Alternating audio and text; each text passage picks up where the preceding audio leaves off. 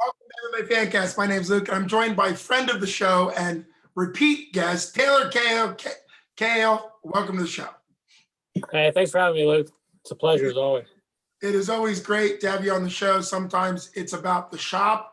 One time you were on to just talk about what was going on at the shop and how well the fighters did in Johnstown, which was so exciting at 247 there in Johnstown. Sometimes you're on the show to talk about BJJ like you are tonight, and sometimes you're on the show to talk about MMA. You have a BJJ super fight coming up this Saturday for the Stout fights that they put it on. It's at All American Fieldhouse in Monroeville, and you're going up against Vince Meng. What do you know about this event? Kind of talk to me about why you got involved and what you're looking to do Saturday. I'm a big fan of like the pro grappling matches, the pro grappling scene. I've been watching a lot of it within the past year, and I've been trying to just get into one of them, trying to find a place that would let me on. And it's hard as a white belt, even as an NCAA Division I wrestler, it's hard. And I was trying to get guys to weasel me on, and then when I got my blue belt, I know I was contacted by Fury, and I was gonna have a match in October. Some things fell through. So hopefully December I can compete for them. And then I saw this Stout.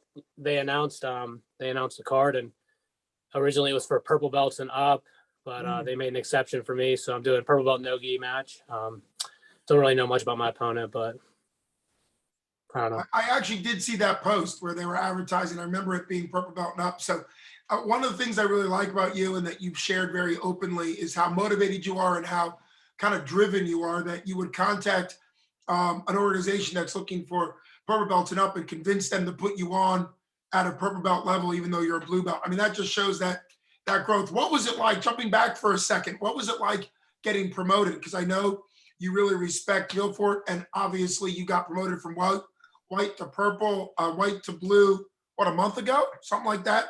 And what was that like, experiencing your first belt promotion in BJJ under Erie? Yeah, I think it was in September. I think so. 2 months ago, I think.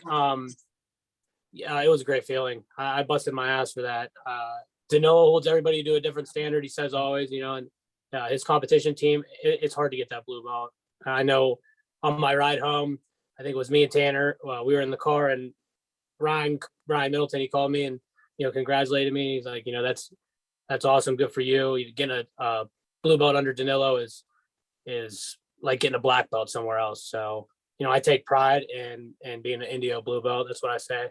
So that's how you say it. Well, that makes sense. Yeah. Yeah. His lineage speaks for itself, and I'm happy to be under him. I know traditionally a lot of times wrestlers, they don't necessarily do a lot of gi and they still get their blue belt. Or I see promotions and I see guys in a rash guard and shorts, and they're getting promoted to blue belt. And, that's not what I did. Mine's different. Mine's an Indio blue belt, and I worked a lot in the gi. I do a lot of no gi as well, but, I'm true jiu-jitsu. So, and, originally too, to go back on another thing that reminded me, just came into my head, but I wanted a brown or black belt, to be honest. So that's why I said, I'll take anybody, just trying to get reps. And I know I had an experience to go against Chris Dempsey. It was a good experience. Now I know there's things I could do differently in a match like that, the way I approach it. And ultimately, I want the best challenge I can, because when I go in the octagon, I'm going to be fighting the best guys in the world eventually. And I need to compete against the best guys. It doesn't matter if it's grappling, wrestling, or or fighting. So just trying to chip away. Well, and something you'll see quite a bit, particularly in BJJ tournaments, and this is certainly not, and when I'm talking tournaments, and this is certainly not directed at you, but what will oftentimes happen is people will sandbag. Naga deals with this every year. They try to put on a good show, but you have to self-identify in how long you've been training. And sometimes people that are, really good sandbag to try to get a bunch of kind of easy wins. Something that you brought up a lot is you don't ever want an easy win. You want better competition, better ranked, more experience, those type things, because you're always telling me that you're trying to push your development, like you said, in MMA at any level, amateur, pro, particularly at the highest levels. it doesn't matter what BJJ rank you are, you fight each other. I mean, there are people with no BJJ rank fighting black belts or vice versa. So makes a lot of sense to do that. What are you looking at, given the fact that this is no-gi, which I think makes a lot of sense, and it's set up more like a fight. You know, it's not a tournament. This is a one match. What's the length? What do you know about the rules? Sometimes they have like sudden death overtime, kind of like Stout puts on a really good BJJ card. I've been to a couple of them. So what do you know about that? I still have to review the rules. They Okay. send out a link. So Always honestly, go for eye gouging. That's always legal. Just do it. You'll win real quick.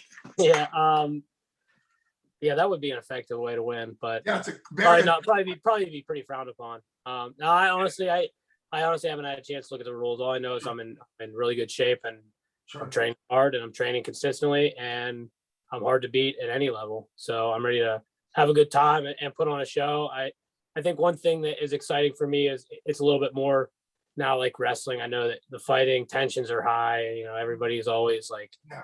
you know, I'm a guy, I like to stay loose even when I'm fighting. And I think this is just another opportunity to get out there and get used to competition, you know. And I gotta review the rules. I think it's 5 minutes long though. That's all I know. Okay. It's good because one of the things that's interesting in the BJJ world is that the rules change quite a bit. You know, what's allowed, what's not allowed, the length. I went to one of these BJJ super fights, and it was a pro. I think it was Mike Wilkins, who used to fight for Bellator, a local guy out of Stout, and they went into sudden death, and they were put in like the 50-50 leg lock position where each person has a leg, that position. And then they started from there. So there's a lot of unique things that can happen in BJJ where they kind of set up different scenarios depending on overtime. So I'm very curious to talk to you about after this, but you're training hard. Now, obviously, I've talked to you about MMA and you have a lot of great aspirations for MMA. So how do you balance training hard for something that's pure BJJ while also how do you keep focusing on the aspects of MMA? How is that blending going? That's a tricky one. Okay. I think that I'm at the point in my career that I'm basically training. That's all I'm doing. So morning and night, it's training. It's time to go. It's time to kick it up. Getting out to Danilo's in the morning, and you know, doing personals, and getting out in the evening, and you know, it's time to just really, you know, get the engine going, and not like it hasn't been for the past 2 years, but you know, I'm to the point now where I think that, you know, I'm ready to rock and roll. And to be honest, I'm not really focused on it. I'm just competing. I'm going out there and I'm seeing where I'm at. I'm testing my skills, and I do it every day. Obviously, I'm not focused on specific rule sets for something like this. So I do have to review the rule set. But at this point in my career, I did it with freestyle and folk style wrestling. I did it with boxing when I was boxing. You know, it's the same as anything else. You know the rules. I did it with the amateur MMA. You know, I know what I can and can't do, and I'm cognitively aware when I'm in there. So I just got to review the rules, and we'll go from there. But yeah, it's hard to focus when that's all you're doing already. So Yeah. Well, that makes a lot of sense. I think for a competitor like you said, you're in competition mindset, whether it's MMA, whether it's certain rule sets of different things. You showed that. You mentioned about competing against Chris Dempsey. You went into a absolute, you know, everybody together, no weight classes. And you went up against somebody that has tons of experience at pretty much every level of MMA and BJJ. And I think that's exactly what you're saying. You're in competition mindset. So that's wonderful. Speaking of competition mindset, when you look back over the last 6 months, because I think 6 months ago would have been your debut, maybe a little bit longer. What do you, as far as MMA, BJJ in the last 6 months or so, where do you think you are as far as your development and your competition mindset? And what as far as what goes, because a lot has changed in that short amount of time. A lot. Okay.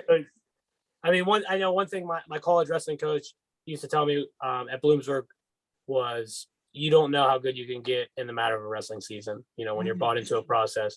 So I kind of look at it a little bit like that. I've made leaps and bounds. I mean, it would depend on specific questions. Sure. Well, I think just there, I wanted to kind of keep it general because, it can be hard if I get too specific, what your response would be. But even just the fact that you can look back and say that you've made leaps and bounds, I think that's very good coaching advice, not just in wrestling, but in anything that you gotta, you hear it a lot from coaches, but like trust the process that you're actually developing towards something. You work with Danilo, you're constantly working at the shop. You're constantly training yourself. So it's great to see that you see progress in yourself. That's basically what I was getting to. Yeah. I guess I'll give it the Taylor Cahill today would knock out the Taylor Cahill 6 months ago. Well, that's a better question. That's a better answer than the question I asked. So thanks, Taylor. Yeah. But I think that's the attitude you should want to have, right? Like that mindset that you constantly want to be developing and seeing progress, which is great. If I may, because I'm very excited about this BJJ event, but if I may, I always like to check in with you about the shop. I know you've got a lot going on.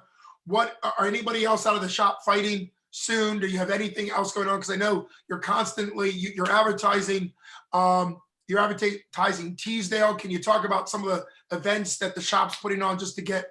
Because I know you've got a lot going on. You got Gavin Teasdale doing some type of presentation, right? So what else is coming up at the shop? Who are you kind of developing and seeing going to be competing soon besides yourself? As far as MMA or jiu-jitsu related, right now, I don't know who's going to compete. I couldn't give you an exact answer. Gavin's kind of fallen under Indio. He's here with us. He's staying with us, so he's a training partner. But he's helping coach wrestling. It's wrestling season, so we're really preparing for that. Sure. But other than that, yeah, we don't really have any hard dates. I know there's a 247 card on the 4th. That's interesting, but still nothing official. And we're kind of just waiting to hear from higher. Well, that obviously makes a lot of sense. I know you are doing a lot all the time. You're still teaching wrestling to kids at the shop, right? That's one of the main things. Right. Yeah. So how's that been like, considering what you've done in the last 6 months for yourself? What's it like to still be connected to the roots of wrestling and teaching wrestling at a high level? I mean, I know that they're kids, but you're really trying to develop champions as, at those younger ages. Yeah, I mean, it's kind of like we're in a similar process, like I'm trying to accomplish my goals and they're trying to accomplish their goals. We're competitors. So, I mean, a couple of things have changed as far as we needed to hire somebody, to run the desk and to look at the finance aspect of it, because it got to a point where I couldn't handle it with my training and the requirements that I needed in order to, excel myself. But other than that, competitors think alike, and I think that we're all on the same wave. And we got kids in here that want to be really good, and they might not be where they want to be right now, but it's a process like anything else. So we're just working on it day by day.